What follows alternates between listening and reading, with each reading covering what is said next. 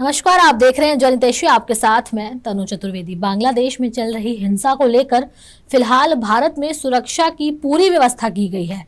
भारत बांग्लादेश के बॉर्डर पर भी सुरक्षा के पुख्ता इंतजाम किए गए हैं। लेकिन बांग्लादेश में हो रही हिंसा का असर पंजाब में भी काफी देखने को मिल रहा है। आपको बता दें कि लुधियाना में कई ऐसे व्यापारी हैं जिनका सीधा कनेक्शन बांग्लादेश से था और जो अपने व्यापार के लिए बांग्लादेश से सारा सामान इंपोर्ट और एक्सपोर्ट करवाते थे। लेकिन अब हिंसा के चलते पंजाब में मौजूद सभी व्यापारियों को काफी दिक्कतों का सामना करना पड़ रहा है और कई व्यापारियों को करोड़ों का नुकसान भी झेलना पड़ रहा है। तो अब इसी विषय पर देखिए हमारी ये खास रिपोर्ट। ये इस समय बांग्लादेश में बहुत वायलेंस है और लुधियाना इससे किस तरह से प्रभावित है या क्या? लुधियाना बहुत बड़े लेवल पे प्रभावित है जी, क्योंकि लुधियाना का एक टेक्सटाइल बिजनेस बांग्लादेश में बहुत वॉल्यूम जाता है। स्पेशली अगर हम यान की बात करें, कॉटन यान की बात करें, वहाँ पे मिलें आज की डेट में बंद है, वायलेंस हुआ है काफ़ी ज़्यादा।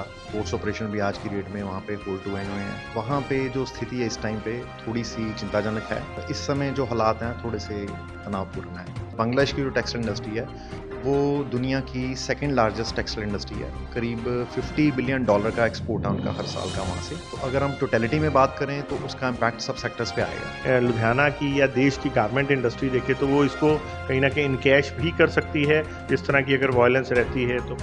देखिए, उसमें अपॉर्चुनिटी है, इसमें कोई दो राय नहीं है। इंडिया के पॉइंट ऑफ व्यू से तो इसका एक अपॉर्चुनिटी है, लेकिन इंडिया के पॉइंट ऑफ व्यू से जो ज़्यादा अपॉर्चुनिटी है वो गारमेंट सेक्टर में है। तो in long run we have definitely a better opportunity.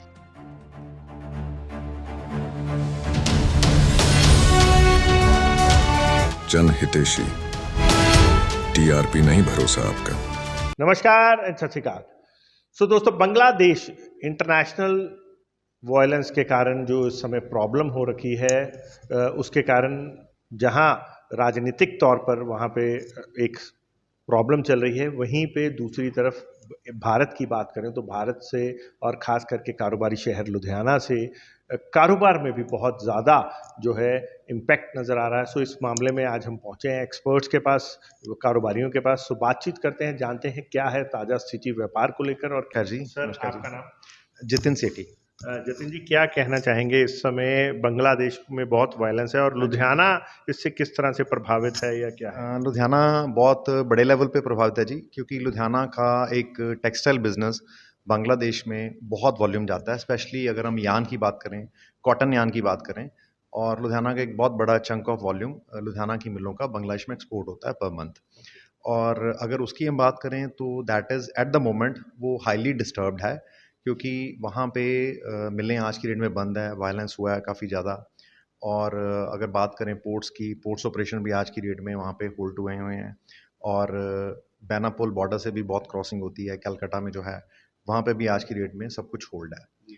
और वहाँ पे जो स्थिति है इस टाइम पे थोड़ी सी चिंताजनक है, जो हमें लग रहा है, क्योंकि हमारा वहाँ पे काफ़ी काम है, हमारा वहाँ पे काफ़ी आना जाना है बांग्लादेश में, और लोगों से काफ़ी बात होती है वहाँ पे। और इस समय जो हालात हैं थोड़े से तनावपूर्ण हैं, बट हमें लग रहा है कि सिचुएशन नॉर्मलसी की तरफ जा रही है, और थोड़े दिनों में हो सकता है सिचुएशन नॉर्मल हो जाए। ओके। बात करूं जैसे लुधियाना की, इसके साथ अगर बात पूरे देश के हिसाब से की जाए तो किस तरह के प्रभाव है हमारे व्यापारिक? देश की अगर बात करें जी, तो हमारा बहुत बड़ा स्टेक है बांग्लादेश में टेक्सटाइल इंडस्ट्री का जी, सबसे पहले, क्योंकि बांग्लादेश की जो टेक्सटाइल इंडस्ट्री है वो दुनिया की सेकंड लार्जेस्ट टेक्सटाइल इंडस्ट्री है। करीब $50 बिलियन का एक्सपोर्ट है उनका हर साल का वहाँ से। और उसके लिए जो रॉ मटेरियल है वो इंडिया से बहुत बड़े लेवल पे जा रहा है। उस रॉ मटेरियल में सबसे ज़्यादा जो है एक कॉटन यान जाता है, उसके बाद कॉटन फैब्रिक्स हैं, various kinds of other fabrics हैं जो बांग्लादेश में जा रहे हैं। इवन रॉ कॉटन का एक्सपोर्ट भी काफ़ी ज़्यादा है इंडिया से।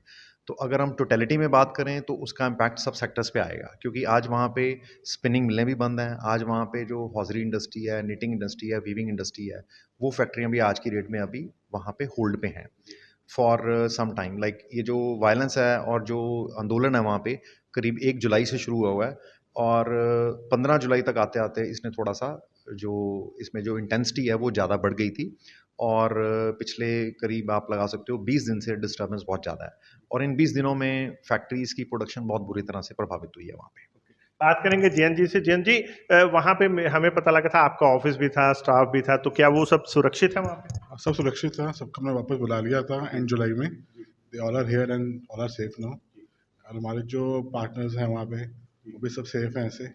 बट जो सिचुएशन है that is not good, but we are hoping कि everything goes well coming time में, सब सर, ठीक हो जैसा जाए। कि देखा जाता है हर जगह की जो डिस्टरबेंस होती है एक छोटे से पार्ट में होती है, लेकिन क्योंकि ओवरऑल होल नेशन का इम्पैक्ट आता है या नाम आता है, सो वहाँ पे भी पूरे किसी एक पर्टिकुलर जगह पे डिस्टरबेंस है या पूरे कंट्री में है? पूरे कंट्री में ही है प्रॉब्लम अभी तो, पूरे कंट्री में ही है। सर, एक और चीज निकल के सामने आ रही है, जैसा कि कह रहे हैं कि अगर वो कहते हैं आपदा में अवसर, तो हमें ये कहा जाता है कि इस समय ठीक है, एक प्रॉब्लम है, लेकिन इस पैरेलली अगर देखा जाए तो इस समय लुधियाना के लिए या देश का मैन्युफैक्चरिंग सेक्टर के लिए कहीं ना कहीं अपॉर्चुनिटी भी है, क्योंकि बहुत बड़ा एक वहाँ से गारमेंट मैन्युफैक्चरिंग होती है। सो अगर लुधियाना की या देश की गारमेंट इंडस्ट्री देखे तो वो इसको कहीं ना कहीं इनकैश भी कर सकती है इस तरह की अगर वायलेंस रहती है तो। देखिए, उसमें अपॉर्चुनिटी है, इसमें कोई दो राय नहीं है, क्योंकि एक बार जितनी भी इंटरनेशनल ब्रांड्स हैं, इंटरनेशनल बायर हैं, उनका जो कॉन्फिडेंस लेवल है वो हर्ट हुआ है, क्योंकि बांग्लादेश पिछले करीब 15 साल से बहुत स्टेबल चल रहा था इन टर्म्स ऑफ, अगर बिजनेस की बात करो, इकोनॉमी की बात करो, इकोनॉमी बड़ी अच्छी चल रही थी वहाँ पे, बिजनेस फ्लरिश कर रहा था, जो ग्रोथ थी वो बहुत अच्छी थी। और ये जो वायलेंस हुआ है और जो एकदम से रिजीम चेंज हुआ है, इससे इम्पैक्ट आएगा बहुत बड़ा। और जो इंटरनेशनल बायर्स है उनका एक बार जो है कॉन्फिडेंस है वो हिलेगा। तो अगर हम देखें तो इंडिया के पॉइंट ऑफ व्यू से तो इसका एक अपॉर्चुनिटी है, लेकिन इंडिया के पॉइंट ऑफ व्यू से जो ज़्यादा अपॉर्चुनिटी है वो गारमेंट सेक्टर में है, क्योंकि यान हम ऑलरेडी वहाँ पे एक्सपोर्ट कर रहे थे। यान पॉइंट ऑफ व्यू में अगर हम देखें तो थोड़ा सा लॉस आएगा, वहाँ पे आ सकता है। और गारमेंट पॉइंट ऑफ व्यू से अगर हम देखें, अगर हमारी गारमेंट इंडस्ट्री उस चीज़ को लेके थोड़ी सी ज़्यादा प्रेपरेशन कर लेती है, अपनी कैपेसिटीज़ बेटर कर सकती हैं, इंटरनेशनल ब्रांड के हिसाब से अपने आप को तैयार कर सकती हैं, तो in long run we have definitely a better opportunity. Sir, आंकड़ों में बात करें तो कुछ फिगर्स बता सकते हैं कि जो एक्सपोर्ट थी यान की या गारमेंट की वो क्या थी, और इंपोर्ट हम क्या करते हैं बांग्लादेश? बांग्लादेश में एक्सपोर्ट हमारा बहुत ज़्यादा है। अगर हम सिर्फ टेक्सटाइल की बात ही करें तो करीब सिर्फ अगर यान की बात करें तो अराउंड 40,000 टन्स हमारा यान एक्सपोर्ट है जी, करीब हर महीने का इंडिया से, सिर्फ कॉटन यान का। और इसके अलावा फैब्रिक एक्सपोर्ट भी काफ़ी ज़्यादा है। फैब्रिक एक्सपोर्ट में सारा नॉमिनेटेड बिजनेस रहता है मेजरली फ्रॉम द ब्रांड्स, और यान इज़ अराउंड 40,000 टन्स। और अगर हम इंपोर्ट्स की बात करें तो बांग्लादेश से फैब्रिक इंपोर्ट और गारमेंट इंपोर्ट आ रहा है। Fabric import is less, garment import is more, but still अगर हम टोटलिटी में बात करें तो हमारा एक्सपोर्ट उनको काफ़ी ज़्यादा है instead of import in terms of textiles only.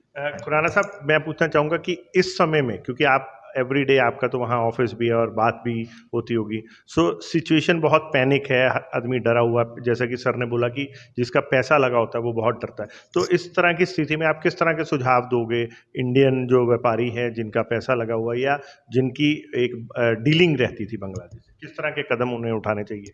एक उनको थोड़ा वेट करना चाहिए, थोड़ा सिचुएशन थोड़ी स्टेबल हो जाए, होप कि एवरीथिंग गोज वेल। तो we need to wait and watch. उम्मीद है सर, कब तक उम्मीद है कि कुछ? I think need to wait for at least for 1 week और 10 डेज। अच्छा, तो थोड़ा उससे हमें पता चल जाएगा क्या चल रहा है वहाँ पे, गवर्नमेंट क्या स्टेप्स ले रही है, तो उसके कारण तो may be things will improve now. Sir अपनी तरफ से कुछ बताना चाहेंगे आप? देखिए जी, हमें लग रहा है सिचुएशन नॉर्मलाइज होनी चाहिए, क्योंकि बांग्लादेश में ऐसा ट्रांजिशन पहले भी आया है। और अगर हम टोटलिटी में बात करें तो इंडिया के स्टेक बहुत ज़्यादा है, जैसे हमने पहले बात की है। अगर हैंड इन हैंड चलता है इंडिया और बांग्लादेश तो उससे अच्छी चीज़ कुछ भी नहीं है जो पहले चल रहा था, और प्रॉब्ली आने वाले टाइम में भी इसमें बहुत ज़्यादा उम्मीद है कि हम आगे जा सकते हैं। और हमें लग रहा है कि अगर अभी तक जो सिचुएशन जिस डायरेक्शन में उनकी जो इस्टेब्लिशमेंट्स जा रही हैं तो प्रॉब्ली थोड़े दिनों में सिचुएशन ठीक हो जाएगी। और उससे ये है कि हमारा बहुत स्टेक्स हैं, हमारे इंडियन जो स्पिनिंग एसोसिएशंस हैं, स्पिनिंग इंडस्ट्री है, उसका भी बहुत बड़ा स्टेक है, क्योंकि हमारा अगर यान की बात करें तो Bangladesh is single largest garment buyer for yarns. हमारा करीब अगर सिर्फ कॉटन यान की बात करें तो इंडिया का रेट करीब 45 से 50% यान सिर्फ बांग्लादेश आ रहा है आउट ऑफ टोटल। और टोटल एक्सपोर्ट्स का any kind of yarn Bangladesh is the biggest buyer. तो बांग्लादेश का स्टेबल होना हमारी इंडस्ट्री के लिए इंपॉर्टेंट है, एंड प्रॉब्ली वो ठीक हो जाएगा इन आने वाले टाइम। और पॉलिटिकल सिनेरियो से भी बहुत इंपॉर्टेंट। हाँ जी, बिल्कुल जी, बिल्कुल। Political scenario is very very important. Thank you sir. हाँ जी। तो दोस्तों ये थे हमारे साथ एक्सपर्ट्स जो वो कारोबारी लुधियाना से जो पूरे बांग्लादेश के साथ जुड़े हुए हैं और इनका खुद का ऑफिस भी है। काफ़ी लगभग 30 साल से ये कंपनी जो है बांग्लादेश में काम कर रही है, व्यापार कर रही है, और इन्होंने बहुत सारे सुझाव दिए हैं। सो ऐसे ही और भी व्यापारियों से जरूर बात करेंगे। देखते रहें, बने रहें। तो आपने देखी हमारी ये खास रिपोर्ट कि आखिर किस तरीके से बांग्लादेश की वजह से पंजाब में कई तरह की दिक्कतें आ रही हैं, कई तरह की दिक्कतों का सामना करना पड़ रहा है उन बड़े व्यापारियों को जो अपना सामान बांग्लादेश से इंपोर्ट और एक्सपोर्ट कराते थे। तो ऐसी ही खबरों को विस्तार में देखने के लिए देखते रहिए जनहितैषी। नमस्कार।